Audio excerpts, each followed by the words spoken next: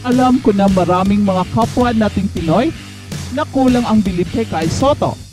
Pero gaano man kalakas ng hatak ninyo pababa kay Kai, ay nakikita pa rin ng apat na mga NBA teams ang lakas at galing ni Kai.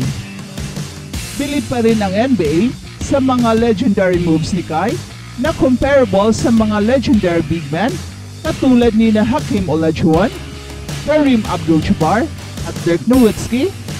At pakipanood hanggang dulo dahil baka isa ang comment nyo sa aming babasahin. Pero bago yan ay meron muna tayong pag-giveaway. Hey, hey, hey! Attention mga kapatrol! Get ready for an epic giveaway! Once Express Info hits 150k subscribers, one lucky winner will win the incredible Oppo Reno 11F 5G smartphone. Here's how to join. Step 1. Subscribe to Express Info right now. Step 2. Like this video. Then step 3. Comment anything good and positive about our idol Kai Sotto. Super easy. Just subscribe, like, and comment. Apat na NBA teams bilib sa galing ni Kai. Kaya gusto nilang makikita si Kai up close and personal sa kanilang mga team workouts and mini-camps. Kaya lang, it remains to be seen kung pupunta si Kai dahil napakasiksik ng kanyang schedule. Pero according sa ating source, ay gusto ni Kai na puntahan ang Los Angeles Lakers mini-camp kung kakayanin ng kanyang panahon. Pero ang katotohanan ay abot na hanggang NBA ang galing ni Kai. Sa galing na kanyang pinakita sa Japan B-League, ay tiyak makakarating talaga sa NBA ang kanyang galing. In fact, at least apat na NBA teams ang interested kay Kai. Nandyan ang Los Angeles Lakers na siyang paborito ni Kai sa lahat ng mga NBA teams. Nandyan rin ang Milwaukee Bucks and Atlanta Hawks at Minnesota Timberwolves.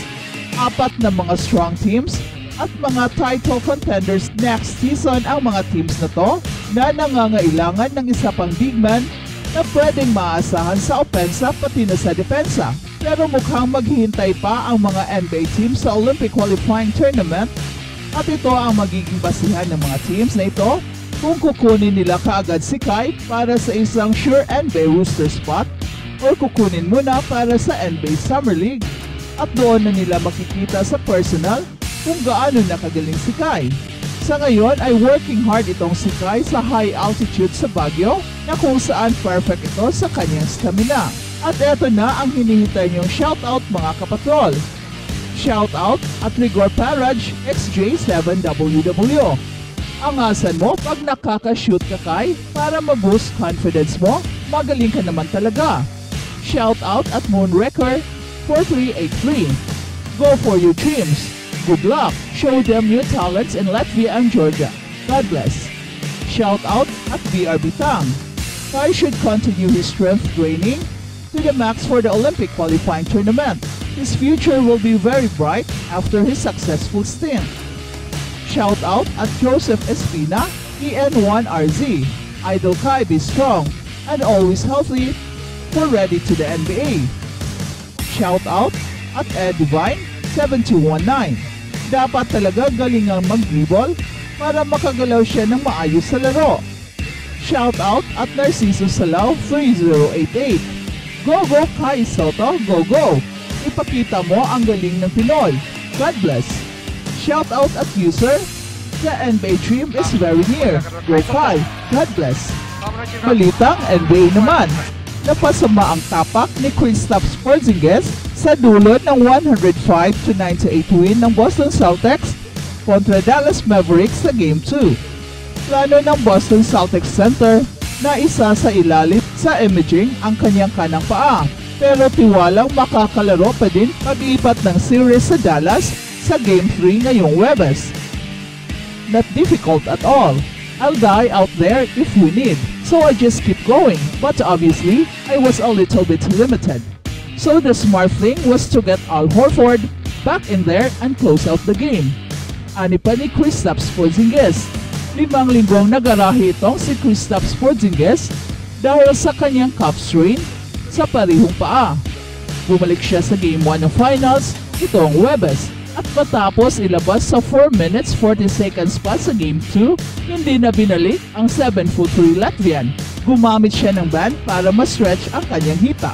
Sa Game 2 ay off the bench si Kristaps Porzingis, naka 12 points, 4 rebounds, and 2 blocks sa loob ng 23 minutes.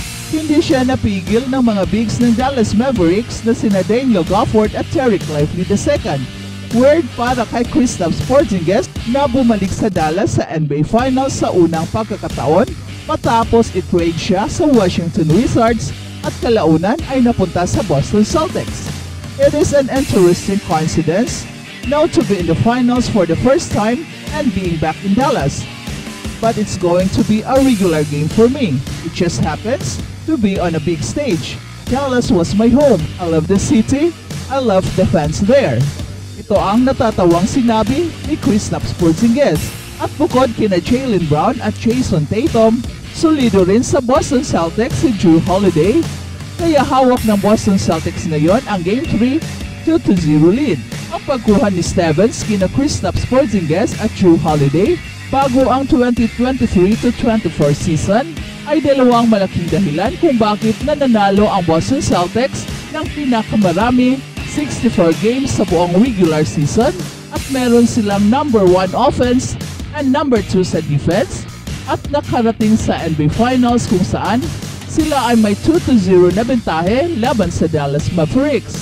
Si Kristaps Porzingis na kinuha ng Boston Celtics mula sa Washington Wizards sa isang 3-team trade, isang taon na ang nakalipas ay merong 20 points, 6 rebounds, 3 blocks sa Game 1 at si Jrue Holiday naman na trinade ng Boston Celtics bago magsimula ang season ay may pinakamataas na 26 points, 11 rebounds, 3 assists, 1 block and 1 steal sa Game 2.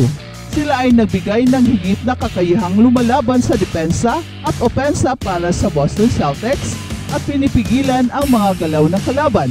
Para makuha si Kristaps Porzingis, ginawa ni Stevens ang mga mahirap na desisyon na nagpadala ng matagalang Celtics guard na si Marcus Smart sa Memphis Grizzlies at sa paglipas ng summer, tila tapos na ang Boston Celtics sa paggawa ng mga hakbang hanggang posibleng sa February trade deadline. Kailangan pa rin ng Boston Celtics ng 2 panalo para makuha ang kanilang ika-8th na kampyonato. If Boston Celtics wins the title this season, sina Jaylen Brown, Jrue Holiday, at Jason Tatum ang mga potential finals MVP picks. And Stevens operates behind the scenes. Well, you don't see him often at playoff games. And Mayor is right. Stevens is an MVP too.